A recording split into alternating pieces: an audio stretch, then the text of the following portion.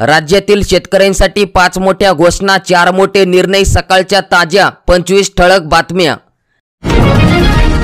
सर्व शेतकऱ्यांसाठी मोठी खुशखबर, मोठी बातमी। यादीत नाव नसेल तरी अनुदान मिळणार। म्हणजेच की सोयाबीन, कापूस 5,000 रुपये मदतीसाठी शेतकऱ्यांकडून नव्याने आधार कार्ड, संमती पत्र का घेतले जात आहे हा प्रश्न तुम्हाला पडला आहे। याचं उत्तर या व्हिडिओमध्ये पाहणार आहोत। या योजनांच्या लाभासाठी आधारचा वापर करण्याची संमती सुरुवातीला घेतली जात आहे। नवीन योजना आली आणि त्यांचे पैसे आधार संलग्न खात्यात टाकायचे असतील तर आधार वापरायची संमती घेणे बंधनकारक असते। त्यामुळे शेतकऱ्यांच्या नोंदी शासनाकडे असल्या तरी योजना नवी असल्याने शेतकऱ्यांकडून संमती पत्र आणि इतर कागदपत्रे घेतली जात आहेत, असे स्पष्टीकरण कृषी आयुक्तालयाकडून देण्यात आले आहे। लाडक्या बहिणींसाठी आज देखील एक मोठी खुशखबर आहे। अर्जांबाबत सरकारने घेतला मोठा निर्णय, लाखो महिलांना याचा फायदा होणार। लाडकी बहीण योजनेअंतर्गत 2 महिन्यांचे 3,000 रुपये महिलांच्या खात्यात जमा करण्यात आले आहेत। या योजनेसाठी अर्ज करण्याची अंतिम मुदत 31 ऑगस्ट असल्याचे सांगितले जात होते। त्यामुळेच 31 ऑगस्ट पर्यंत अर्ज न करू शकणाऱ्या महिलांचे काय होणार असा प्रश्न तुम्हाला पडला असेल। यावर आता महिला आणि बाल विकास मंत्री आदिती तटकरे यांनी स्पष्टीकरण दिले आहे। मुख्यमंत्री माझी लाडकी बहीण योजनेसाठी 31 ऑगस्ट पर्यंतची मुदत ही अंतिम नाही। या योजनेसाठी अर्जाची प्रक्रिया ही निरंतर चालूच राहणार। त्यामुळे 31 ऑगस्ट नंतर ज्या महिला अर्ज करतील त्यांचेही अर्ज ग्राह्य धरण्यात येणार आणि 31 ऑगस्ट नंतर अर्ज केलेल्या पात्र महिलांना या योजनेअंतर्गत सन्मान निधी दिला जाईल, असे तटकरे यांनी काल रात्री स्पष्ट केले आहे।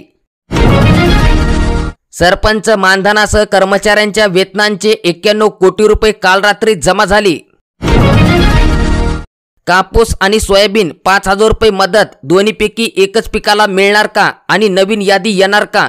तर शेतकरी मित्रांनो, ई पीक पाहणी आणि पिकांची नोंदी करणे हे महसूल विभागाचे काम आहे। म्हणजेच की या नोंदी महसूल विभागाकडे असतात, परंतु कापूस आणि सोयाबीन मदतीची योजना ही कृषी विभागाची आहे। त्यामुळे कृषी विभागाने महसूल विभागाकडून मागच्या वर्षी ई पीक पाहणी केलेल्या शेतकऱ्यांची यादी मागितली। महसूल विभागाने जी यादी त्यांना दिली तीच यादी कृषी विभागाने प्रसिद्ध केली आहे आणि या यादीत कृषी विभागाने कोणतेही बदल केले नाही। म्हणजेच की दोन्ही पिकाला 5,000 रुपये मिळणार।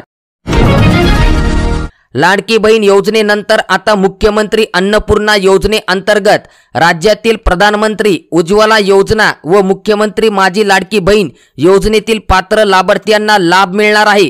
तरी सर्व गॅस वितरकांनी त्यांच्याकडे नोंद असलेल्या परंतु ई-केवायसी न झालेल्या महिलांचे ई-केवायसी करून घ्यावेत, तात्काळ करून घ्यावेत, असे निर्देश देण्यात आले आहेत। राज्यातील शेतकऱ्यांसाठी आजची सर्वात मोठी बातमी, डीबीटी आणि ई पीक पाहणी का अडचणी येत आहेत, म्हणजेच की सर्व्हर डाऊन का होत आहे, शेतकऱ्यांना पीक विमा मिळणार की नाही याची माहिती पाहणार आहोत। शेतकरी मित्रांनो, केंद्रांकडून विविध योजनांसाठी राज्याला एकच सर्व्हर देण्यात आलं आणि या सर्व्हरवर महा डीबीटी, आधार लिंक, त्यासोबतच लाडकी बहीण, शिष्यवृत्ती अशा विविध योजना अवलंबून आहेत। भार झेपण्याची क्षमता वाढविण्याबाबत राज्यांकडून केंद्राकडे मागणीही करण्यात आली, पण यामध्ये अद्यापही काहीही सुधारणा झालेली नसल्याने शेतकऱ्यांना आणि नागरिकांना तांत्रिक अडचणीचा फटका बसत आहे। तासनतास CSC म्हणजेच की आपले सेवा केंद्र चालक अर्ज दाखल करण्यासाठी वाट पाहत थांबलेले असतात। रात्री गर्दी कमी होते, त्यामुळे अर्ज भरावे लागतात।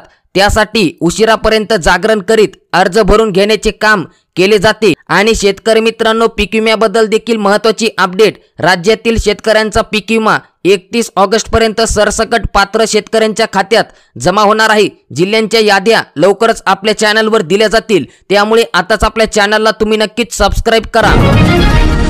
खरीप हंगामातील नुकसान भरपाई, 12,000 सोयाबीन उत्पादक शेतकऱ्यांना अनुदानाचा फायदा, 5,000 रुपये हेक्टरी अनुदान थेट बँक खात्यात जमा होणार। परंतु शेतकरी मित्रांनो, अनुदानासाठी तुम्हाला संमती पत्र देण्याचे गरजेचे आहे आणि पात्र शेतकऱ्यांच्या याद्या जाहीर झाल्या, परंतु यामध्ये काही शेतकऱ्यांचे नावे नाहीत, त्यामुळे शेतकऱ्यांमध्ये नाराजी आहे। जळगाव जिल्ह्यातील एकूण 12,000 शेतकरी पात्र ठरले आहेत।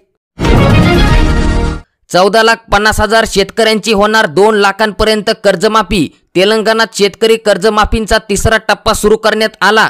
तसेच आपल्या राज्यातील महात्मा ज्योतिराव फुले शेतकरी कर्जमुक्ती योजनेच्या लाभांसाठी आधार प्रमाणीकरण करून घेण्याचे आवाहन करण्यात आले। प्रोत्साहनपर पात्र शेतकऱ्यांसाठी मोठी अपडेट आहे। आपल्या राज्यातील शेतकऱ्यांसाठी कर्जमाफीबद्दल कोणतीही अपडेट आली तर सर्वात पहिले आपल्या चॅनलवर दिली जाईल, त्यामुळे आताच आपल्या चॅनलला तुम्ही नक्कीच सबस्क्राइब करा। लाडक्या बहिणींसाठी महत्त्वाची अपडेट म्हणजेच की मुख्यमंत्री माझी लाडकी बहीण या योजनेचे पैसे थेट बँक खात्यात डीबीटीद्वारे जमा केले जात आहेत। मात्र अर्ज भरताना जो खाते क्रमांक दिला आहे त्या खात्यांवर नव्हे तर महिलांचे जे खाते आधार सीडिंग म्हणजेच की जे खाते आधारला लिंक आहे त्या खात्यांवर पैसे जमा होत आहेत।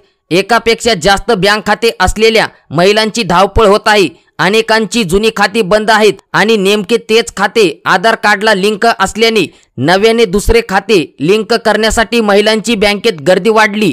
आधारच्या वेबसाईटवर जाऊन आधार सीडिंग या ऑप्शनवर क्लिक केल्याच्या नंतर तुमच्या आधार कार्डला कोणते खाते लिंक आहे हे तुम्ही तुमच्या घरी बसल्या मोबाईलवर बघू शकतात। ते तुम्हाला जर बघता येत नसेल तर आताच आपल्या चॅनलला सबस्क्राइब करा। पुढील व्हिडिओमध्ये ही अपडेट आपण पाहणार आहोत। मागील 6 वर्षातच जवळपास 700 हेक्टरवरील शेती पिकांचे मोठ्या प्रमाणात नुकसान, शेतकरी आणि ग्रामीण अर्थव्यवस्थेला मोठा फटका बसला आहे। रविवारी आणि सोमवारी विदर्भातील सर्व जिल्ह्यांमध्ये काही ठिकाणी जोरदार पावसाचा अंदाज देण्यात आला आहे। सोयाबीन कापूस उत्पादकांना सरसकट मदत द्या, संपूर्ण राज्यातून मागणी करण्यात येत आहे। कर्जमाफीसाठी सहकार मंत्री वळसे पाटील यांच्या घरासमोर शेतकऱ्यांचे आंदोलन। आज महाराष्ट्रासह 4 राज्यांमध्ये होणाऱ्या विधानसभा निवडणुकीच्या तारखा निवडणूक आयोग हे जाहीर करणार। आज दुपारी 3 वाजता निवडणूक आयोगाची पत्रकार परिषद होणार आहे। हरियाणा, पंजाब आणि राजस्थानमध्ये शेतकऱ्यांचा ट्रॅक्टर मोर्चा, हमीभाव कायद्यांच्या मागणीवर ठाम। मन की बातच्या धर्तीवर आकाशवाणीवर किसानों की बात, केंद्रीय कृषी मंत्री चव्हाण यांची माहिती। झारखंडमध्ये सुरू करण्यात आलेल्या मुख्यमंत्री मैया सन्मान योजना या योजनेअंतर्गत रक्षाबंधनाच्या 1 दिवस आधी 18 ऑगस्ट रोजी निवडलेल्या महिलांच्या पात्र महिलांच्या बँक खात्यावर 1000 रुपये हस्तांतरित केले जातील। आज कापसाचे बाजारभाव जगभरात पडले। अमेरिका, चीन, भारत आणि पाकिस्तानमध्ये भाव मंदीत। 2023च्या खरीप हंगामातील कापूस आणि सोयाबीन उत्पादक शेतकऱ्यांना भावांतर योजनेअंतर्गत अर्थसहाय्य देण्यात येणार। ई पीक पाहणी नोंद असलेले शेतकरी या अर्थसहाय्यासाठी पात्र ठरणार आहेत। विधानसभा निवडणुकीपूर्वी त्यांच्या बँक खात्यात थेट 5000 रुपये जमा होणार। पश्चिम विदर्भातील 20 लाख शेतकऱ्यांना याचा मोठा फायदा होणार आहे।